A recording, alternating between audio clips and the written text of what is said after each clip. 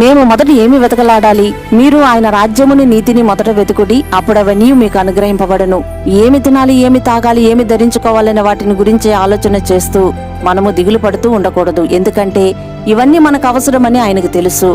ఆకాశంలోని పక్షులు భూమి మీద తమ కోసం విత్తుకోవు, ఆహారాన్ని కొట్లలో కూర్చుకోవు, కానీ ఆయన వాటిని నిత్యం పోషిస్తున్నాడు. వాటికంటే బహుశ్రేష్ఠలమైన మనము ఏమేమో వెతుకుతూ ఉంటాము. సౌలు తన గాడిదలను వెతుకుతూ దిగులు పడుతున్నాడు. సమయం ఆసన్నమైనప్పుడు వెతకవలసింది ఆయన రాజ్యాన్ని, నీతిని. తన గాడిదలను పక్కన పెట్టి వెతకవలసిన దానిని వెతికిన సౌలుకు తాను ఊహించిన విధముగా గాడిదలను కాచుకునే వానికి తన ప్రజలను పరిపాలించే స్థితికి తెచ్చాడు. మనము కూడా సమయం ఆసన్నమైనదని ఎరిగి మొదట ఆయన రాజ్యాన్ని, నీతిని వెతుకుతాం. ఎందుకంటే త్వరలో మన స్థితి ఉన్నతమైన స్థితిలో ఉండబోతుంది. కాబట్టి ప్రార్థన, తండ్రి, ఏదేదో మేము వెతకకుండా మొదట నీ రాజ్యాన్ని, నీతిని వెతకలాడే మనసును మాకు దయచేయమని యేసుక్రీస్తు నామంలో ఈ మనవులు వేడుతున్నాం తండ్రి. ఆమేన్.